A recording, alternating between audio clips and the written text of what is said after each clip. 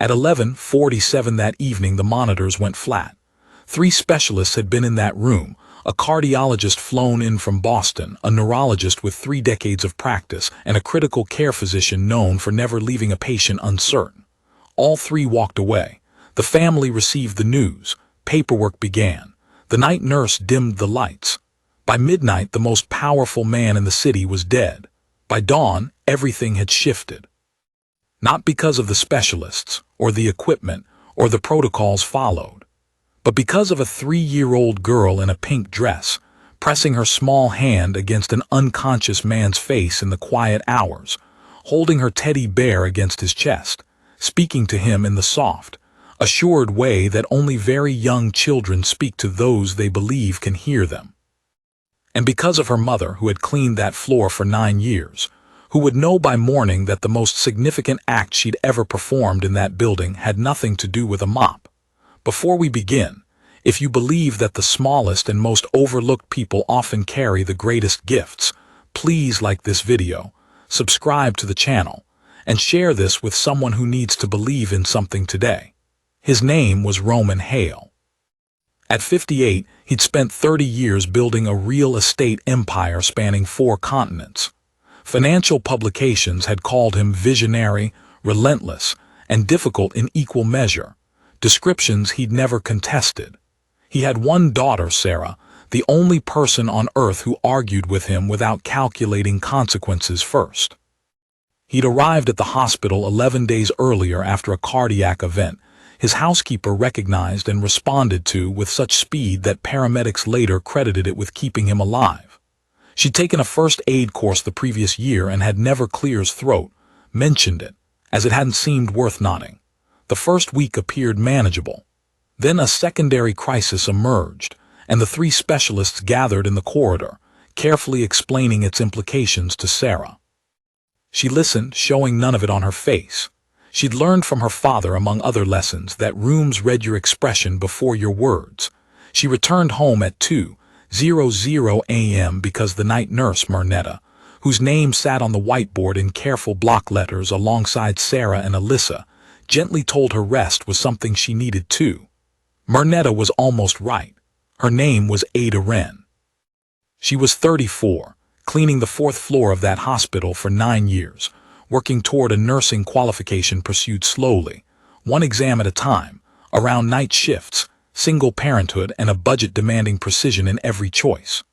Her daughter Lily was 3, inheriting her mother's dark eyes and developing an entirely original view of the world. Raised among adults doing serious work, Lily had absorbed, without intention, a quality of presence most adults spend lifetimes seeking.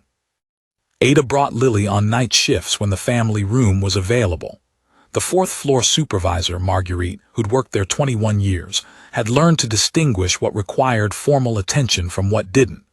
Lily sleeping in a portable cot in the family room required none, but 3-year-olds maintained their own relationship with staying put. After 2:00 a.m., Ada returned to check and found the cot empty. The door stood open. She moved through the corridor swiftly, covering distance learned through 9 years of night shifts, discovering Lily 3 rooms away. Roman Hale's room door had a latch stiff for a week, on the maintenance list, untouched.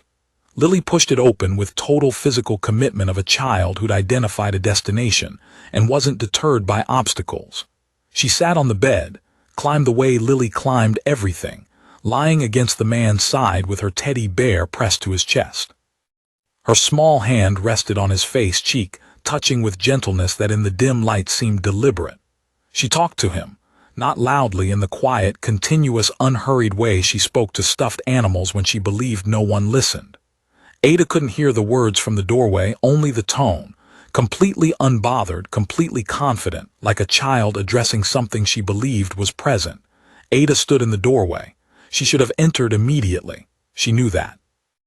Yet she remained there nearly a minute, trying to comprehend why she hadn't moved. The closest approximation she could offer was this: something in that room felt wrong to interrupt, not by protocol, not by logic, but by the particular quality of stillness, monitors, low light. A 3-year-old with a teddy bear talking to an unconscious man, as if conversation were the most natural and necessary occurrence in the building. Then the monitor changed, not dramatically, not as in films, but with a subtle shift, a rhythm that had been doing one thing beginning doing something slightly different, something that looked to Ada's 9 years of watching unauthorized monitors on that floor like it was searching for something to hold onto. She entered. She didn't remove Lily from the bed. She sat in the chair beside it, placed her hand over her daughter's hand resting on the man's face, and stayed for 2 hours. Before we continue, we want to pause here, because the channel wants you to understand what had been quietly sustaining Ada long enough to be in that building that night. There was daycare director Dora, accepting Ada's payments 2 weeks late for over a year without making her feel behind, saying only that such things work themselves out and that she trusted Ada completely. There was Dr. Ferris, working day shifts on the 4th floor, leaving nursing textbooks from library discard piles on Ada's cart for 3 years, each with a small note inside reading simply, "Thought this might be useful." There was Otto, the parking attendant, who'd seen Ada arrive soaked 4 mornings in a row during Lily's illness, because Ada wouldn't spend money on covered parking when that coverage meant choosing between Lily's antibiotics and not.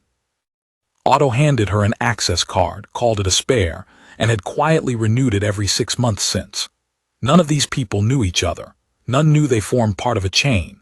They were simply people who noticed someone and made small decisions. That chain placed Ada on the 4th floor that specific night. Ada's presence there placed Lily in that room.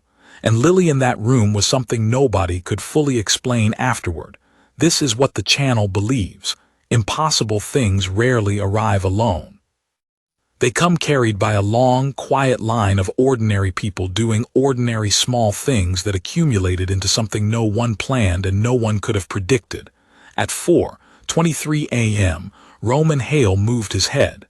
Ada pressed the call button. Mernetta arrived in 40 seconds. She glanced at the monitors. Then at Lily asleep against the man's side with her teddy bear still pressed to his chest, then at Ada.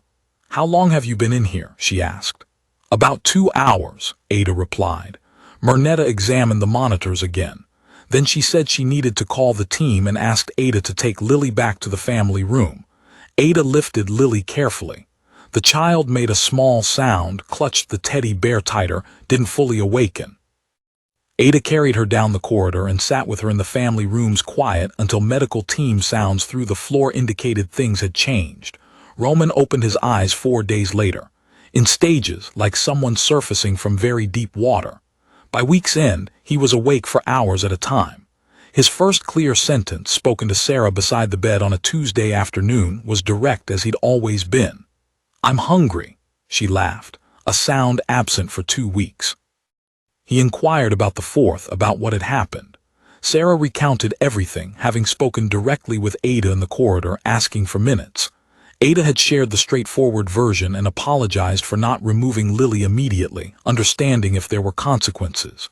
Sarah had looked at her, then asked what Lily had been doing when Ada found her.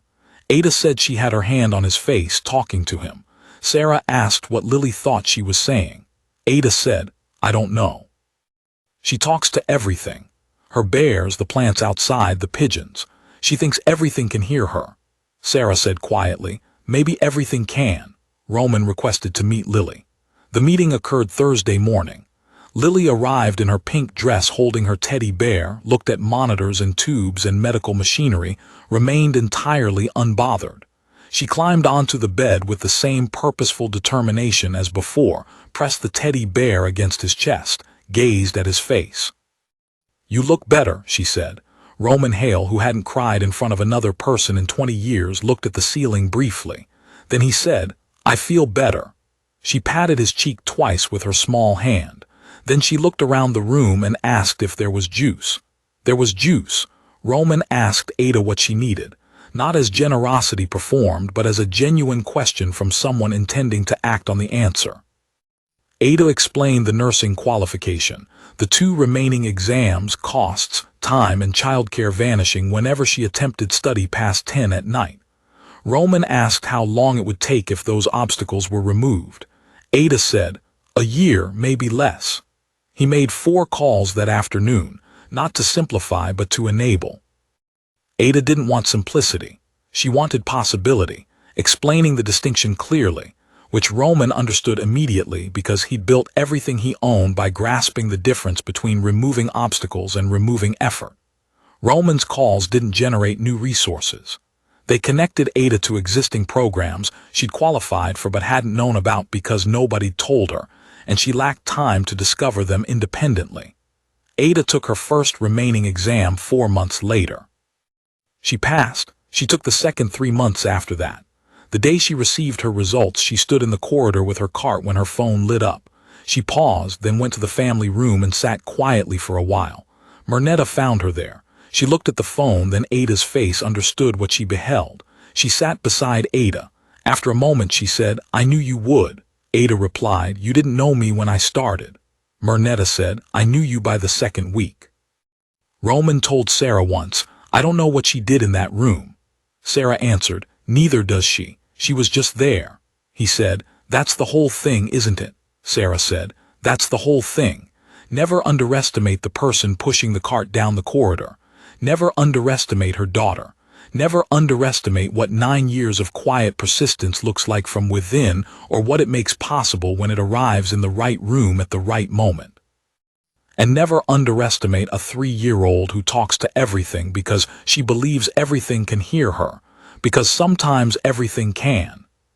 If this story remained with you, please like the video, leave a comment, and share it with someone who needs it today. Subscribe to the channel for more stories of courage, quiet dignity, and small human decisions that prove more significant than anyone realized. Because the most important thing that happened in that hospital on the night of the 4th wasn't in any report. It was a child's hand on a man's face and a mother standing in the doorway who didn't interrupt. Welcome to the channel. We're so glad you're here.